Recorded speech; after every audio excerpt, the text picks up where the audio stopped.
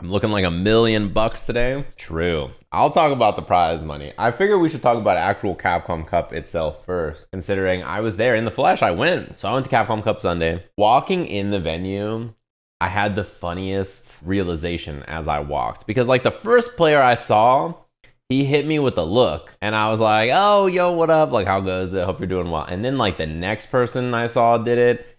And then the commentators I saw did it, and then like another player did it, and it started to click for me that I was receiving the same look. I walked in, I'd be like, oh, hey, how goes it? Hope you're doing well. And they'd be like, hey, my man back. I see you here, hanging out at all right. They gave me the look and the smile. It was nice. I walked around. Everybody's very cool. And I was watching the event, and I had a great time. The one thing I noticed, I asked everybody, I'm like, how's it going? How you doing? How's the weekend? And then I would say, well, sorry, week. And they would be like, I want to fucking die. I need to get out of here. Like, I've been here for so long. They were all so tired. And I totally don't blame them, because the commentators in production have to go there every day at like 8 a.m. or like 10 a.m. or whatever their call time is, right? Maybe even earlier. And then they're there until like 10 or midnight or whatever every night for 8 days in a row or whatever. Like they're like, I want to go home. The venue was like really cozy. It was pretty small, but I think it looked a lot cooler in person. When I was watching it at home, I thought the venue looked cool from the commentator area, but I think it felt way cooler in person. And it had like a nice kind of smaller, more kind of intimate feel. It was a cool little venue. I liked it a lot. I ran into a certain individual who I had to chat about facial hair with. He was like my mustache, huh? It was none other than Brian F. All 6'5" of him. He's standing there 5 feet from the bar, taking a little sipperino. And I told him, I was like, dude, I dislike your mustache because I like you. And I think that your mustache simply makes you look worse. And he was like, yeah, that's the point. I want to see how the other side lives. And then we got a nice picture together. It was nice to see Brian. As you can see though, literally the bar is right there. I left for like an hour and a half and went and had dinner and came back, and he was right here. He was in the same spot. That's what it takes to grind a Warlord. You guys got to understand. It was so sick because he was cheering for Idom, and he was like, let's go Idom. He was like getting so hype, and then he's fighting Pugera, and like, you know, it's Balrog versus Laura, and he's like, man, Pugera is playing so much better, but this matchup sucks, but I need Idom to win. The Balrog player in him, you know? Just how it goes. I'm not sure about drinks at the venue. I don't know how much it costs. I don't drink, so I didn't even try. What a horse. It was $26 for sex on the beach. Oh my God. All right, so he went broke. I also had a little meeting with the Capcoms while I was there. Everybody there was very nice. They were all just happy to be like, shit's over. We did have to hunt them down thanks to Rick and like 2 other Cap Cops and a bunch of other people's help. I found a Capcom esports team and we had a little meeting, and they were very nice. They're like, you want to do some cool stuff? And I was like, let's do it. And they're like, you know, we're somewhat of a Sajam fan ourselves. One thing that they said was, we noticed that since you've stopped working with us, you've grown quite a lot. And it is true, actually. I think that not doing Street Fighter was like the best thing that could have ever happened for my channel. I was like the most hired Street Fighter person by like a lot, right? By far. 2 main Evo finals and like 3 or 4 Evo Japan finals, every Capcom Cup, like every CPT Premier event in the US. Like I did everything. So then one day, going from being like the most hired Street Fighter person to having no Street Fighter work at all, like that's a pretty dramatic hit in your income. So because of that, I had to morph and create a bunch of stuff that allowed me to make up for all that income.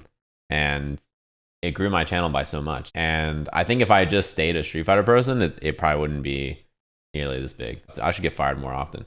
That's what they said, by the way. They were like, maybe we should fire you. Do you want us to fire you again? Like, we're down to just be like, hey, you're fired and you can just grow some more. And I was like, that's a great idea. Please. I hadn't met these particular Capcoms before, and they were pretty great. They were, you know, at the very end of a 7-day work week for a Capcom Cup. So all things considered, I'm surprised they were alive. As always, like, I'm pretty straightforward about stuff. If they ask, I'll say yes. Why not, right? It sounds like in the future, I might do some Street Fighter commentary. I'll never say no. I'm always interested in doing it, obviously, as you guys know. My thought is like, it's pretty likely that my 2023, I'll be commentating Strive and Street Fighter. I think Strive is the first time I've only ever commentated 1 game, to be honest with you.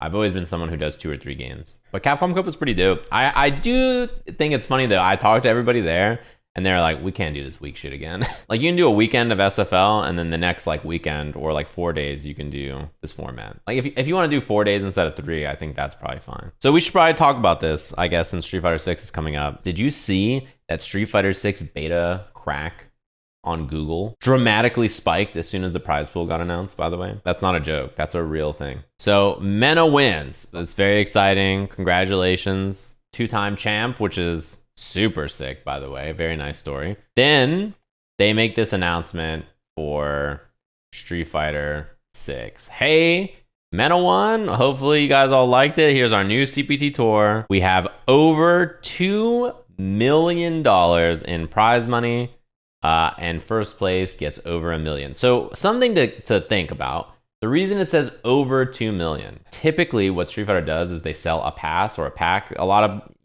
like games do this, including like other fighting games. NRS did this for a while. The stages you see them playing on in CPT are CPT stages. Those are CPT like passes. You buy the stage and you get like the stage and like, I think it's like an outfit or something, or like some of the stuff comes with it. Usually like $20 or something, $25. And that goes straight up, they dump that into the prize pool. So they'll probably just do this again, right? Like this will probably be why it's over 2 million. Somebody said the biggest prize pool for a single individual competitive esport was Fortnite at like 15 million. But then after that, Street Fighter might be the biggest. And it turns out that, I think it was like Shadowverse or something, it had 2,200,000 or something. I do think that it's possible that Street Fighter could break it with whatever their sales are. Didn't Dota have, I'm going to repeat it again. 1v1 competitive esport. This is an exorbitant amount of money. The cool thing about this prize pool announcement, right? Straight up, $2 million, if you're not a fighting game person, sounds like a ton of money. If you play fighting games, you're just like, is this real life? Is this like an actual dream that this has to be made up. Yeah, and even for Project L, I don't know what their prize pool will be, but typically their other games have not had huge, like ridiculous prize pools, especially in the beginning. It takes time and then they ramp it up. So I would not be surprised if like Project L drops with a smaller prize pool than this. I don't expect anything else to match this because this is a ridiculous amount of money. Like it's so much money and it's so cool. But also there's that like practical part of me that's like, how is Capcom justifying this prize pool? Like, are you going to do this every year? There's no way, right? Like it's so much money. How? Like they're cooking up so many Chun-Li outfits. They must have like 60 ready on launch. And I'm happy for all the players and everybody that gets involved that there's a nice big chunk of change. I wouldn't suggest being like, I will simply win Capcom Cup and win $1 million as your life plan. But if you're already good enough to compete and make Capcom Cup, then, it's something that's like, all right, well, there's a nice bonus for you on top. In fact, it means that people who make Capcom Cup and then don't place high will probably get pretty decent money now, right? Like I'm guessing that they're gonna still make thousands and thousands of dollars. This is pretty tight, I gotta say. I'm a big fan of this. Then comes the part about prize pools that's always funny. You see how many people are like, it's been fun, insert X game that they currently main here, but I'm a Street Fighter player now. How many of those people are actually gonna do it, right? Like, I mean, realistically, Street Fighter before this, the first place prize was $250,000, right? Which is way more money than so many other games. And NRS has offered big prize pools. KI had some big prize pools. And like there's been lots of other games that have offered big prize pools. And the impact it has on actually converting players over for the money is such a small amount. Because what ends up happening is you play it, and if you don't like it, you're not going to grind it for a year and become the best to win this money. It's like very unlikely. And more reasonably, you don't get into fighting games to make money. So most people are probably just going to play the competitive game they like. If you're not already a world-class Street Fighter player, even if you're the 12th best player in the world or something, top 10, the chances of you getting this money are not good. Think about how many good players, how many favorites at Capcom Cup didn't win. In fact, the favorite definitely did not win Capcom Cup. I think a lot of people thought like Kawano was the favorite, or like, all these other players. Like, I don't think anybody would have said Mena for sure is the favorite. Even though he's a Capcom Cup champion, I don't think like lots of people will be swapping over. Will people try the game? Sure. And will some people like it and stick with it? Absolutely. Like I saw people saying every other fighting game, Strive, Tekken, these games are going to have no entry numbers. Everybody's going to quit and play this game 8 hours a day. Let me tell you about competitive fighting game players. There was a tournament for a little game called Dragon Ball, and there was a full-time professional player playing for what was a big amount of money. And this full-time professional Dragon Ball player drove to Mexico overnight, partied in Tijuana, drove back at like 5 or 6 in the morning with no sleep, and played in the finals of the Dragon Ball finals and did very bad. And there was lots of money on the line for that tournament, and that's what they chose to do instead of playing and doing well in the tournament and winning lots of money.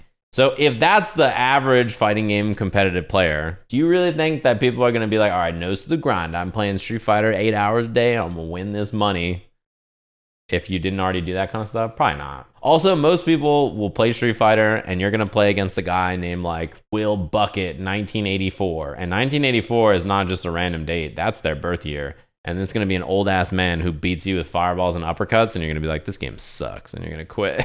I'm so sick of playing games where I can't move, and you're just going to go back and play a game where you can move. I understand. And if you're like, dude, is this going to kill my game? You'll be fine. Look, Street Fighter already has the biggest prize. It already has more than the game you play probably, right? And how many people are like, I can't play my game anymore, I have to go play Street Fighter? Not very many. The thing about this is like Capcom is clearly spending a fortune on this video game, right? Like they're spending so much money. It's cool to watch a fighting game and be like, holy shit, this game has a lot of budget. I hope that they make the money back, but also it's just cool to watch them do it. Listen. Do you think now that people are playing for $2 million, do you think Capcom can make 8 a.m. pools again? If they're like, hey, you guys are playing for $2 million and we have to start the tournament slightly earlier, can you wake up? Can you set an alarm? Like, do you think people can do it or no? Probably not, right? They'll just be like, I'll DQ if I have an 8 a.m. pool. I'm good. Yeah, it needs to be 3 million. Exactly.